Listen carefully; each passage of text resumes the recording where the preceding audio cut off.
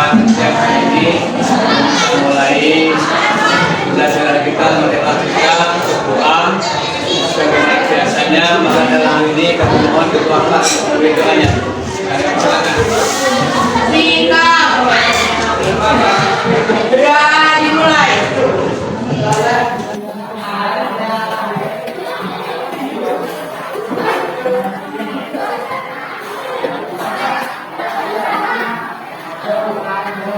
Sudah selesai.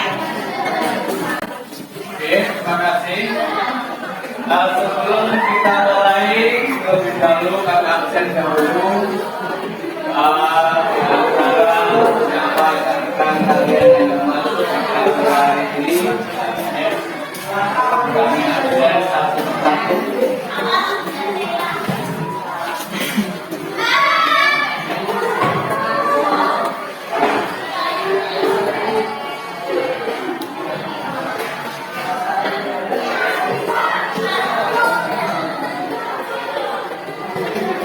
Ada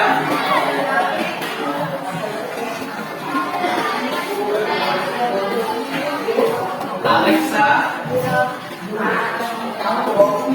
Amri, Ayo, Bella, Dewi, Ika, Dina, Parsila, Ana, Bahri, Maulana,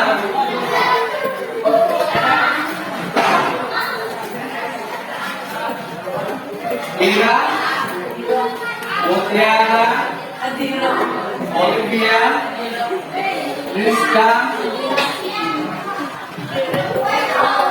Tania, Susanti, Wahyu, Widi, Cena. Rupanya semuanya sudah hadir. Jadi pada siang hari ini Bapak akan memberikan materi yaitu tentang strategi dakwah Islam kita. Ya, tentunya kalian pada hari ini sudah mempersiapkan diri, yang mana materi yang akan saya berikan sebelum kami membahas tentang strategi dakwah Islam di Mekah. Perlu kalian ketahui bahwasanya Nabi Muhammad SAW diangkat menjadi Rasul atau menjadi Nabi pada saat umur berapa tahun? 40 tahun. Di mana Nabi Muhammad pada saat itu pada usia 40 tahun mengingat kondisi Arab Mekah Jahiliyah, maka bagaimana caranya Nabi Muhammad saat itu melakukan tahanus. Tahu tahanus? Bersemedi atau menyendiri di suatu tempat yang dikenal dengan nama istilah, yaitu kita kenal dengan nama Gua Hiro. Nah, pada saat itulah Nabi Muhammad mendapat wahyu yang pertama yang dikenal dengan istilahnya turun surat Al-Alaq. Pada saat itu Nabi Muhammad ketika dalam tahanus didatangi oleh seorang yang berjubah putih, yaitu sosok malaikat Jibril, dan berkata, "Iqra bismi rabbikal ladzi khalaq." Tapi apa yang dilakukan oleh Muhammad lah, saya tidak bisa membaca. Lalu apa yang dilakukan oleh bersosok jubah putih tadi? Lalu disikap Muhammad. Setelah disikap, dilepas diulang lagi. Iqra bismi rabbikal ladzi khalaq. Nabi tetap berbicara, saya tidak bisa membaca. Lalu kemudian bersama berjubah putih tadi menghilang. Dari situlah Nabi Muhammad bergegas pulang. Sampai di rumah dia menggigit kedinginan dan hal ini disampaikan oleh Nabi Muhammad kepada sang istri tercinta, yaitu Siti Khadijah, minta diselimuti. Setelah dia mengizinnya hilang, lalu diajaklah Nabi Muhammad kepada saudaranya, itu Warokah bin Nawfal. Siapa Warokah bin Nawfal itu? Dia seorang yang ahli, yaitu tentang kitab Injil dengan bahasa Ibrani, menjelaskan bahwa Nabi Muhammad adalah calon seorang Nabi akhir zaman. Melihat cerita itu, maka tersebutlah Nabi Muhammad dan Siti Khadijah bahwa Muhammad adalah seorang Nabi. Itu singkat cerita sebelum kita membahas tentang strategi. Wah. Jadi kita bahas kita dulu. Nah, setelah tahu bahwa Nabi Muhammad dirinya seorang nabi, maka dari wahyu pertama hingga kedua ditunggu sampai 3 tahun lamanya seorang nabi, kenapa tidak muncul lagi? Lalu 3 tahun kemudian muncullah atau turunlah wahyu yang kedua, yaitu surat Al-Mudaththir, yang isinya perintah tentang mensiarkan atau mengajarkan syarat Islam kepada umat manusia. Nah, dari sinilah maka Nabi jelas dia benar-benar diangkat menjadi seorang Rasul setelah dia mendapat atau beliau mendapat wahyu yang kedua. Karena istrinya itu jelas, surat Al-Mudaththir itu menyampaikan tentang isi perintah untuk mengajarkan syariat agama Islam kepada umat manusia. Nah, setelah dia merasa diangkat menjadi Nabi, maka dia mulai merencanakan apa yang dilakukan oleh Rasulullah. Makanya Nabi Muhammad melakukan yaitu gerakan untuk cara dakwah Islam di Mekah itu, karena zaman di situ adalah zaman jahiliyah. Maka langkahnya adalah dengan cara sir atau rahasia atau sembunyi. Nah, kenapa harus sembunyi-sembunyi? Karena Islam ini agama baru. Jadi Nabi Muhammad itu ada kekhawatiran kalau orang masuk kota, sementara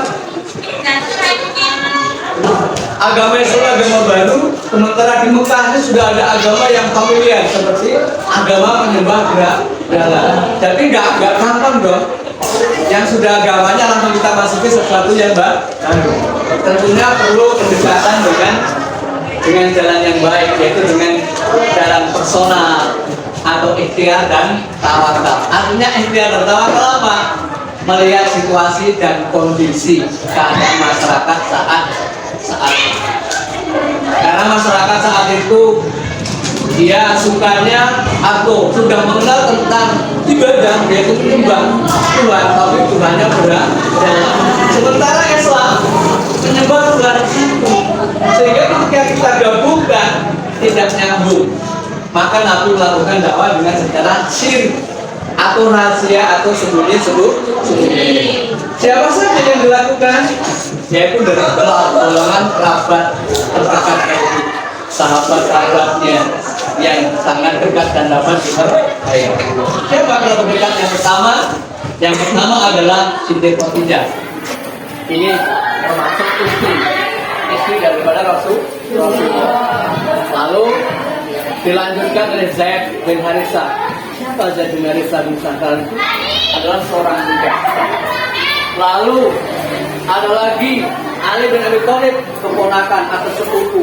Ini yang paling muda, umur 7 tahun sudah masuk. Lalu yang keempat disusul sahabat Nabi yang sangat setia dengan Nabi. Siapa mereka? Adalah Abu Bakar. Nah, oleh karena itu, dari 4 orang yang diajak pendekatan secara personal tadi dengan kekeluargaan Nabi, itu bisa dikatakan dengan asal bibinal awalun. Tahu kalian artinya asal bibinal awalun? Ya. Nah, Kalau kalian tidak tahu, saya uraikan sebentar, lanjut ingat, baru saya tanyakan. Jadi asal guna awalan itu adalah orang-orang yang pertama masuk itu dikenal dengan nama asal dikenal awalun. Artinya kalian sudah mengenal asal dikenal awalun. Jadi orang-orang yang pertama masuk Islam atau mengenal Islam. Setelah ada 4 orang yang sudah masuk Islam, maka ada 4 sahabat Nabi yang sangat hebat dan tangguh melawan. Siapa mereka? Abu Bakar dengan kelemah lembutannya, dia juga mengajak dan semangat untuk berdakwah tentang Islam. Ya, dia mengajak kepada sahabat yang lain seperti ada Utsman bin Affan, ada Zubair bin Awam, ada Abdurrahman bin Auf, ada Sa'ad bin Abi Waqqas, ada Thalhah bin Ubaidillah, dan banyak sahabat-sahabat yang lain. Itu juga termasuk asal dikenal awalun. Sebelum kita lanjut, kira-kira dari uraian tadi ada yang ingat nggak ketika saya tanyakan tentang asal dikenal awalun? Siapa yang bisa? Kartun yang tinggi. Apa asal dikenal awalun? Orang yang pertama kali masuk Islam, betul? Nah, siapa saja yang termasuk asal dikenal awalun? Coba sebutkan. Ali bin Abi Thalib, Abu Bakar As-Siddiq. Oke, artinya dari uraian ini memang kalian perlu, ya. Jadi belajar itu memang harus diperhatikan benar. Ketika apa yang telah diuraikan, kalian ditanya bisa menjawab walaupun tidak lancar, tapi oke lah, artinya bisa nyambung. Ya. Jadi sekali lagi saya ingatkan bahwa asal dikenal awalun, orang-orang yang pertama masuk Islam, mengenal Islam, di antara ada Siti Khadijah, ada Zaid, ada Ali, ada Abu Bakar, ada Utsman, ya, ada Zubair, ada Abdurrahman. Dari semuanya itu adalah asal dikenal awalun, orang-orang yang mengenal Islam pertama kali, itulah perintis daripada Islam. Kalau kita lihat ibadah sekarang ini kita ibadah sekarang, apa yang perlu kita ambil dari perjuangan Nabi? Apa yang bisa kita ambil? Ya, dia masuk Islam menjaga keimanan dengan berhati-hati. Dia khawatir karena sembunyi-sembunyi. Dia takut dengan orang-orang jahiliyah. Dia khawatir nanti disiksa dan lain sebagainya. Untuk menjaga keimanannya itu, dia berhati-hati dalam hal ibadah. Ini saking hati-hatinya menjaga tentang keimanan. Kenapa harus dijaga? Karena Islam itu agama yang menurut orang-orang jahiliyah atau orang Arab Mekah saat itu, agama yang sangat aneh dan tidak masuk di akal. Kenapa demikian? Ya, tidak masuk di akal. Kalau menyembah berhala kan jelas, barangnya ada, bentuknya patung disembah. Tapi Islam tidak, menyembah adanya Allah, kebesaran Tuhan. Makanya orang-orang jahiliyah Arab atau Mekah itu menentangnya. Maka Nabi dalam dakwah memakai strategi sir, artinya sembunyi. Kita kembali, apa yang tidak masuk akal? Kita ambil contoh adanya Isra.